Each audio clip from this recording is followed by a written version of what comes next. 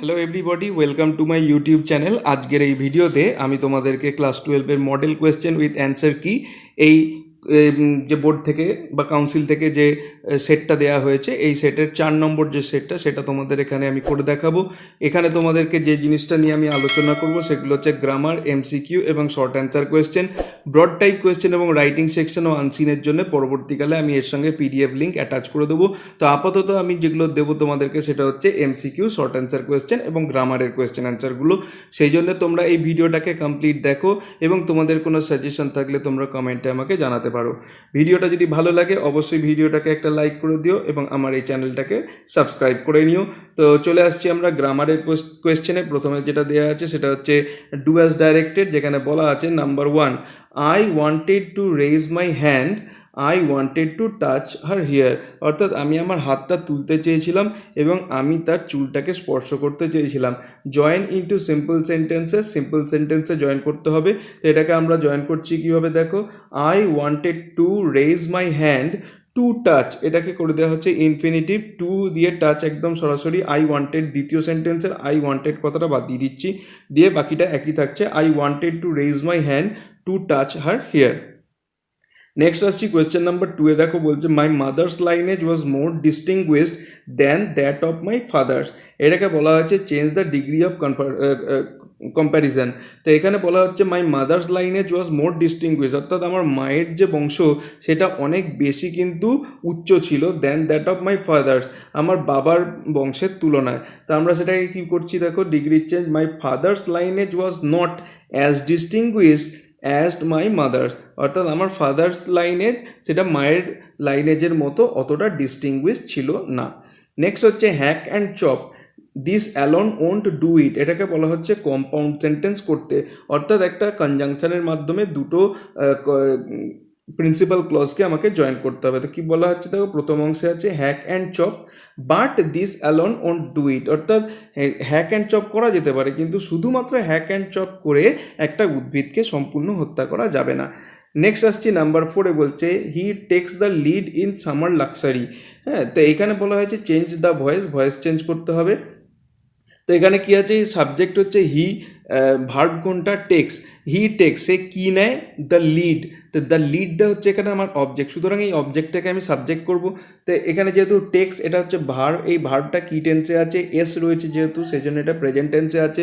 সুতরাং আমি যে বি ভার্ব ইউজ করব সেটা আমাকে প্রেজেন্ট টেন্সে দিতে হবে। তাই আমি কি করছি, দ্য লিড ইজ টেকেন, বাকি অংশটাকে লিখব in summer luxury by him. Next আসছি a boy ran up behind her and tried to snatch her purse. এটাকে বলা হচ্ছে চেঞ্জ ইন্টু সিম্পল সেন্টেন্স, অর্থাৎ একটি ছেলে পেছন থেকে দৌড়ে এলো, এই অবধি একটা ক্লজ আছে, তারপরে অ্যান্ড দিয়ে জয়েন করা হচ্ছে, and tried to snatch her purse, এটাও একটা প্রিন্সিপাল ক্লজ হয়েছে। তো এই দুটোকে জয়েন করবো কীভাবে, এ বয় একটি ছেলে, comma trying to snatch her purse, তার পার্সটাকে স্ন্যাচ করবার উদ্দেশ্যে, কমা দেবো আর একটা, র্যান আপ বিহাইন্ড হার, তার পেছন থেকে ছুটে এসেছিল। নেক্সট হচ্ছে the czar was very glad, এটাকে করতে হবে একটা এক্সক্লামেটরি সেন্টেন্স, অর্থাৎ বিস্ময়সূচক বাক্যে পরিবর্তন করতে হবে, একটা সাডেন ইমোশনকে দেখাতে হবে। তো আমরা কি বলবো, হাউ গ্ল্যাড দ্য জার ওয়াজ, কত খুশি না সেই জার হয়েছিলেন।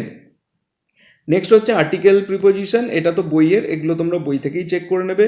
তো দেখে নাও একবার। ইন রিপ্লাই, প্রথম গ্যাপটায় হবে to the first question, some said that, গ্যাপে হবে to know the right time, তারপরে গ্যাপে হবে for every action one must draw, গ্যাপে হবে আপ, তারপরেটা হবে ইন অ্যাডভান্স এ টেবল, তারপরে গ্যাপে হবে of days months years and must live strictly according to it. তোমরা এটা 3 কোয়েশ্চেন থেকে দেখে নিতে পারো। নেক্সট যেটাই রয়েছে দেখো, সেটা বলছে I totally was convince that they reached god.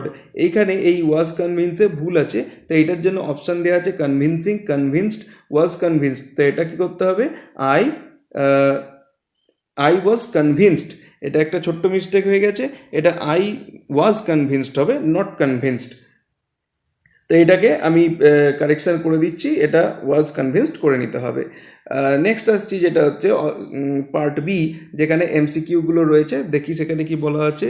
The name of the high priest of Rameswaram temple was, Rameswaram টেম্পলের যিনি হাই প্রিস্ট তার নাম কি, সেটা হচ্ছে option B, Pakshi Lakshmana Sastri. Next হচ্ছে number 2, the tsar went to visit the hermit in. Tsar হারমিটের সঙ্গে দেখা করতে গেছিলেন কীরমভাবে? অপশান বি হচ্ছে সঠিক উত্তর, সিম্পল ক্লথ, মানে সাধারণ পোশাকে তিনি দেখা করতে গেছিলেন। Number 3, the age of the boy who tried to snatch Mrs Bates's purse was, Mrs বেটসের পার্স যে নিয়েছিল তার সেই ছেলেটির বয়স কত হবে? অ্যান্সার হচ্ছে অপশান এ 14 or 15, মানে ওই 14 থেকে 15-র মধ্যে। নেক্সট নাম্বার 4 বলছে the dash lingered after the girl left. কোন জিনিসটা থেকে গেছিল মেয়েটি চলে যাবার পরেও? সেটা হচ্ছে option D, the scent of perfume, অর্থাৎ ওই তার একটা কোনো চুলে যে গন্ধটা ছিল সেই গন্ধটা এখানে থেকে গেছিলো। নেক্সট নাম্বার 2 এ যে কোয়েশ্চেনগুলো দেওয়া রয়েছে সেটা দেখো। What did the narrator say when the girl told him that she will be getting off at Rohana? যে রোহানাতে যে নেমে যাবে এইটা শোনার পরে, অ্যাকচুয়ালি রোহানা নয়, এটা অ্যাকচুয়ালি সাহারানপুর হওয়ার কথা, তো কোয়েশ্চেনে ভুল আছে। তো যখন what did the narrator say, narrator কি বলেছিলেন যখন গার্ল বললো যে আমি রোহানায় নেমে যাব? তো অ্যান্সার হচ্ছে when the girl said that she would get off at Saharanpur. অ্যান্সারটা আমি ঠিক করে দিয়েছি, যে যখন মেয়েটি বলেছিল যে সে সাহারানপুরে নেমে যাবে, অ্যান্ড, এটা অ্যান্স হয়ে গেছে, এটা অ্যান্ড হবে, and her aunt would receive her there, যে সেখানে তার আন্ট তার সঙ্গে দেখা করতে আসবে। দ্য ন্যারেটার কমেন্টেড, তখন ন্যারেটার বলেছিলেন that he should not try to be, যে তার বেশি কি করা উচিত নয়, to be too familiar with her, অর্থাৎ তার সঙ্গে খুব বেশি পরিচিত হওয়া বা খুব বেশি ঘনিষ্ঠ হওয়া উচিত নয়। নেক্সট আসি number 2, what did the narrator ask the his second co passenger? এগুলো ইও প্যাসেঞ্জার হয়ে গেছে, কো হবে, এগুলো সব typing mistake. Co passenger about the girl, অর্থাৎ দ্বিতীয় যে কো প্যাসেঞ্জার তাকে ন্যারেটার কি জিজ্ঞেস করেছিলেন ওই মেয়েটির সম্পর্কে? দ্য অ্যান্সার হচ্ছে the narrator asked the second co passenger, second যে কো প্যাসেঞ্জার তাকে জিজ্ঞাসা করেছিলেন about the type and style of the girl's hair, অর্থাৎ গার্লের যে চুলের কী টাইপের ছিল বা কী স্টাইলে বাঁধা ছিল সেটা তিনি জানতে চেয়েছিলেন। নাম্বার 3 যেখানে বলা হয়েছে, কোয়েশ্চেনটা দেখো, what did Mrs Luella bets do as Roger fell down? তো রজার যখন পড়ে গেছিলো ব্যাগটা টানতে গিয়ে, তখন লুয়েলা বেটস কী করেছিলেন? তো অ্যান্সার হচ্ছে when Roger fell down Mrs Bates, যখন রজার পড়ে গেল তখন মিসেস বেটস টার্নড অ্যারাউন্ড, ওর দিকে ঘুরলেন, and kicked at his back, তাকে পেছনে লাথি মারলেন, বিফোর পিকিং হিম আপ, তাকে শার্ট ধরে তোলবার আগে এই দুটি কাজ তিনি করেছিলেন। Next, what did Mrs Bates offer Roger to eat? কোন জিনিসটা মিসেস বেটস রজারকে দিয়েছিলেন খাবার জন্যে? তো তার অ্যান্সার হচ্ছে দেখো 4 নম্বরে, Mrs Bates offered Roger, Mrs Bates রজারকে দিয়েছিলেন ham, lima beans, half of a 10 cent cake and cocoa milk, এই জিনিসগুলো দিয়েছিলেন। নেক্সট হলো হোয়াট ডিড মিসেস, এটা তো বললাম। নেক্সট হচ্ছে 5 number question, what answer did the learned men give to the first question of the tsar? অর্থাৎ জারের প্রথম কোয়েশ্চেনের উত্তর ওই লার্নেড মেনরা, বিদগ্ধ ব্যক্তিত্বরা কি দিয়েছিলেন? তো অ্যান্সার দেখো এখানে রয়েছে, as answers to the first question, প্রথম প্রশ্নের উত্তরে সাম সাজেস্টেড, কিছুজন সাজেস্ট করেছিলেন about making a table of calendars, অর্থাৎ একটা ক্যালেন্ডারের মতো করে একটা টেবিল তৈরি করতে হবে। While others proposed to keep a council of wise men, একদল বলেছিল যে আপনাকে একটা ছক করে নিতে হবে, দিনলিপি করে নিতে হবে। কিছুজন বলেছিল কাউন্সিল অফ ওয়াইজ মেন, অর্থাৎ একটা মন্ত্রিসভা গঠন করে নিতে হবে। অর টু কনসাল্ট ম্যাজিশিয়ান, বা কিছুজন বলেছিল যে আপনাকে জাদুকরের সঙ্গে কনসাল্ট করতে হবে। নেক্সট 6 নম্বর কোয়েশ্চেন দেখো, বলা আছে যে what did the czar promise? Czar কি প্রমিস করেছিল ওই বিয়ার্ডেড ম্যানকে? তো তার অ্যান্সার হচ্ছে দ্য জার প্রমিস করেছিল to restore the property of the bearded man, ওই বিয়ার্ডেড ম্যানের যে প্রপার্টি সেটাকে সে পুনরুদ্ধার করে দেবে, which had been seized by him previously, যে প্রপার্টিটা যার আগে তিনি হস্তগত করে নিয়েছিলেন সেটা আবার তাকে ফিরিয়ে দেবেন, এই প্রমিস তিনি করেছিলেন। নেক্সট হচ্ছে question number 7, describe Abdul Kalam's appearance in comparison to his parent? তার পিতামাতার কম্প্যারিজনে, পিতামাতার তুলনায় আব্দুল কালামকে কীরকম দেখতে ছিল সেটা এখানে জানতে চাওয়া হয়েছে। তো আমরা অ্যান্সারটা দেখব 7-এ বলা হচ্ছে আব্দুল কালাম ডেসক্রাইবড হিমসেলফ, আব্দুল কালাম নিজেকে বর্ণনা করেছেন অ্যাজ এ শর্ট বয়, একজন ছোট শর্ট হাইটের ছেলে এই হিসাবে বলেছেন, উইথ আনডিস্টিংগুইশড লুকস, এবং তাকে দেখতেও খুব আলাদা কিছু ছিল না, খুবই সাধারণ দেখতে ছিল। Born to A tall and handsome parents, এবং তার পিতামাতা ছিলেন বেশ লম্বা এবং বেশ সুন্দর দেখতে, তার তুলনায় এপিজেকে মোটেই ভালো দেখতে ছিল না, এটা তিনি বলেছেন। নেক্সট আসছি আমরা number 8, what did Abdul Kalam ask his father, Abdul Kalam তার বাবাকে কি জিজ্ঞাসা করেছিলেন when he was old enough to ask question, যখন তিনি প্রশ্ন করবার উপযুক্ত বয়সে গিয়ে পৌঁছেছিলেন তখন এপিজে তার বাবাকে কি জিজ্ঞাসা করেছিলেন।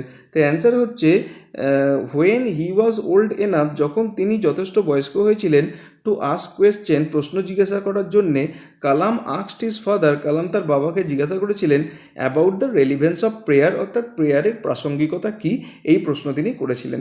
নেক্সট আসছি আমরা এমসিকিউ টাইপ কোয়েশ্চেন কবিতার, যেখানে বলা হচ্ছে in the expression they filled the hall full of light, they filled the hall full of light, এখানে হলো সাজেস্ট, হলো কথাটা কোন জিনিসটাকে বোঝাচ্ছে সেটা হচ্ছে নাম্বার সি, দ্য ভ্যালি, অর্থাৎ এখানে হলো বলতে ওই গহ্বর বলতে এখানে ভ্যালিটার কথা বোঝানো হচ্ছে। নাম্বার 2 বলা হচ্ছে the eye of heaven means, eye of heaven কাকে বলা হচ্ছে, সেটা সঠিক উত্তর হচ্ছে অপশান সি, দ্য সান, সানকে আই অফ হেভেন বলা হচ্ছে।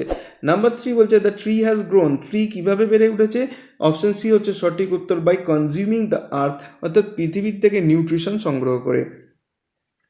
নাম্বার 4 বলছে the phrase the poetry of earth means, poetry of আর্থ বলতে কোন জিনিসটাকে বোঝাচ্ছে, অপশান বি হচ্ছে সঠিক উত্তর, দ্য মিউজিক অফ নেচার, অর্থাৎ প্রকৃতির যে সঙ্গীত এটাকে বোঝানো হচ্ছে।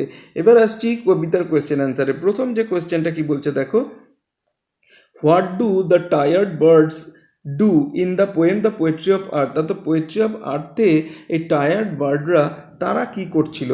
তো অ্যান্সার হচ্ছে দেখো the tired birds seek shelter, tired বার্ডরা তারা হচ্ছে আশ্রয় খুঁজছিল, ইন দ্য কুলিং ট্রিজ, ওই শীতল গাছগুলোর মধ্যে, in the poem the poetry of earth, poetry of earth এই কবিতায় আমরা দেখতে পেলাম যে যারা ক্লান্ত পাখি তারা কি করছে, ওই ঠান্ডা গাছের গহ্বরে তারা নিজেদের আশ্রয় খোঁজার চেষ্টা করছে। নেক্সট নাম্বার 2 বলছে দেখো, what is the rhyme scheme of the poem the poetry of earth, এই পোয়েট্রি অফ আর্থ কবিতার রাইম স্কিমটা কীরম ছিল, রাইমিং প্যাটার্নটা কীরম ছিল, অন্তমিলটা কীরম আসছিল। দেখো the rhyme scheme of the sonnet is A B B A C D E C D E, অর্থাৎ প্রথম লাইনের সঙ্গে দ্বিতীয় লাইন, দ্বিতীয় লাইনের সঙ্গে প্রথম লাইনের সঙ্গে দ্বিতীয় লাইনের কোনো মিল নেই, মানে 1 নম্বর লাইনের সঙ্গে 4 নম্বর লাইন এবং 2 নম্বর লাইনের সঙ্গে 3 নম্বর লাইন, প্রথম 8টা লাইনে এইভাবে মিল গেছে। পরেরটায় গেছে দেখো প্রথম লাইন দ্বিতীয় লাইন তৃতীয় লাইন তিনটেই আলাদা, এই সি অর্থাৎ প্রথম লাইন এবং তারপরে হচ্ছে 1 2 3 4 নম্বর লাইনে মিল এসছে, ডি এর সঙ্গে পরের আবার 1 2 3 3টে নম্বরে মিল এসছে, এইভাবে আর কি ছন্দ মিলগুলো হয়েছে। নেক্সট আসছে নাম্বার 3 বলা হচ্ছে dot dot dot from the mountain top stream of the sun's rays, বলছে মাউন্টেন টপ থেকে সূর্যের রশ্মি সেটা আর কি ঝর্ণাধারার মতো নেমে আসছে। এক্সপ্লেন দ্য পার্সনিফিকেশান হিয়ার, এইখানে পার্সনিফিকেশান মানে ব্যক্তিত্ব আরোপ কীভাবে করা হয়েছে সেটা বলার চেষ্টা করা হচ্ছে। তো এখানে here the sun is personified, এখানে সূর্যের ওপরে একটা ব্যক্তিত্ব আরোপ করা হয়েছে কীরকম হিসাবে না, as a kind hearted person, একজন দয়ালু ব্যক্তি হিসাবে, as it is letting its rays to come, যে তিনি তার নিজের যে এই সূর্য তার নিজের যে রশ্মিগুলো সেগুলোকে আসতে দিচ্ছে টু দ্য আর্থ, এই পৃথিবীর বুকে, ফর প্রিজার্ভিং লাইফ সোর্সেস, যে জীবনের যে উৎসগুলো আছে সেইগুলো যাতে বজায় থাকে তার জন্যে। অর্থাৎ সূর্য যদি তার রশ্মিকে আসা বন্ধ করে দেয় তাহলে এই পৃথিবীতে কিন্তু প্রাণ বলে কিছু থাকবে না। যেভাবে একজন দানি মানুষ তার যাবতীয় যা সঞ্চয় আছে সেগুলো দান করে দিয়ে অন্যজনকে বাঁচতে সাহায্য করে, সূর্য তেমনি নিজের যে সোর্সগুলো আছে সেটা দান করে দিয়ে পৃথিবীকে বাঁচতে সাহায্য করছে। এইখানে এই হিসাবে সূর্যকে পার্সনিফাই করা হয়েছে। নেক্সট নাম্বার 4 বলা হচ্ছে দেখো, what does the poet plead two nature, কবি নেচারের কাছে কি মিনতি করছেন বা কি প্রার্থনা করছেন, for the comfort of the soldier, ওই সোলজারটা যাতে ভালো থাকে তার জন্য কি প্রার্থনা করছেন। অ্যান্সার হচ্ছে the poet pleads to nature, কবি নেচারের কাছে প্রার্থনা করছেন to keep the soldier warm, ওই সোলজারটাকে যাতে উষ্ণ রাখা হয়। নেক্সট হচ্ছে from where do the leaves sprout, কোথা থেকে লিভস স্প্রাউট অর্থাৎ যে পাতা কোথা থেকে বেরোয় সেটাই এখানে প্রশ্ন হয়েছে। তো অ্যান্সার হচ্ছে leaves sprout from the tree's rough bark, অর্থাৎ পাতাগুলো প্রস্ফুটিত হয় গাছের যে রাফ বার্ক অর্থাৎ যে ছাল যেটা আর কি খসখসে সেই ছাল থেকে প্রস্ফুটিত হয়। হুইচ রিমাইন্ডস ওয়ান, যেটা একজনকে মনে করিয়ে দেয় দ্য লিপার্স রাফ স্কিন, অর্থাৎ একজন কুষ্ঠরোগীর যে খসখসে চামড়া সেই চামড়ার কথা মনে করিয়ে দেয় ওই যেটাকে আমরা বলা হচ্ছে লিপারাস বার্ক। নেক্সট কোয়েশ্চেন দেখো নাম্বার 6 বলা হচ্ছে what happened when the root is pulled out, যখন মূলকে টেনে তুলে নেওয়া হয় তখন কি হয়। তো অ্যান্সার হচ্ছে when the root is pulled out, যখন রুটকে টেনে তুলে নেওয়া হয় তুলে বার করে নেওয়া হয়, এ হলো ক্যাভিটি ইজ লেফট, ক্যাভিটি মানে গহ্বর, একটা ফাঁকা গহ্বরকে দেখা যায়, is left on the ground, মাটির মধ্যে একটা ফাঁকা গহ্বর দেখা যায়। And the poet has called it, কবি এই জিনিসটাকে বলেছেন আর্থস্কেপ অর্থাৎ পৃথিবীর গুহা। ওকে, নেক্সট আসছি number 7, why does every fair from prayer sometime decline, মানে কেন প্রত্যেকটা সুন্দর জিনিস থেকে সৌন্দর্য খসে পড়ে। তো অ্যান্সার হচ্ছে এভরি, এটা ফেয়ার হবে, এটা একটু লিখতে ভুল হয়েছে, FAIR হবে, এটা FIR হয়ে গেছে। Every fair from the fair sometimes declines either by chance, কেন হয় না আইদার বাই চান্স মানে ভাগ্যক্রমে হয়ে যায়, দুর্ভাগ্যক্রমে হয়ে যায়, or by the changing course of the time, বা সময়ের পরিবর্তনের সঙ্গে সঙ্গে হয়ে যায়, হুইচ ইজ বিয়ন্ড কন্ট্রোল, যেই জিনিসটার উপরে কারোর নিয়ন্ত্রণ নেই। সময় পরিবর্তনের সঙ্গে সঙ্গে সুন্দর জিনিস থেকে সৌন্দর্য খসে যাবে, এটাই স্বাভাবিক বিষয়। নেক্সট বলছে হোয়াট আইডিয়া ইজ কনভেড, কোন ধারণাটা এখানে কনভে করা হচ্ছে, এখানে কবি আমাদেরকে জানাচ্ছেন থ্রু দ্য কাপলেট, কাপলেট মানে হচ্ছে ওই সনেটের যে লাস্ট দুটো লাইন, এই দুটো লাইনের মাধ্যমে কবি কোন ধারণাটা আমাদের সামনে প্রকাশ করছেন of the poem shall I compare thee to a summer's day. The answer হচ্ছে the idea which is conveyed through the couplet, এই কাপলেট থেকে যে আইডিয়াটা আমাদের কাছে কবি পৌঁছাচ্ছেন সেটা হলো is that art and literature, যে আর্ট অর্থাৎ শিল্প এবং সাহিত্য ক্যান এনসিওর, সেটাই কিন্তু আমাদেরকে এনসিওর করতে পারে, নিশ্চয়তা দিতে পারে ইমর্টালিটি টু মর্টাল ম্যান, অর্থাৎ মানুষ হচ্ছে মননশীল, তো এই মননশীল ব্যক্তিকে যদি অমর করতে হয় তা সেইটা করতে পারে একমাত্র শিল্প এবং সাহিত্য। তো এই দুটো ছাড়া কারোর পক্ষে মৃত্যুর হাত থেকে একজন মানুষকে বাঁচিয়ে রাখা সম্ভব নয়। দ্য নেক্সট এবার যেটা বলা হচ্ছে এখানে ড্রামার যে MCQ টাইপগুলো রয়েছে সেটা প্রথমটা দেখো, the number of characters in the play are, এই ড্রামাতে কতগুলো ক্যারেক্টার রয়েছে, সেটা হচ্ছে অপশান সি 3, 3টে ক্যারেক্টার রয়েছে। The name of Chubukov's daughter is, চুবুকভের ডটারের নাম কি, অপশান বি হচ্ছে সঠিক উত্তর, সেটা হলো নাতালিয়া স্টেপানোভনা।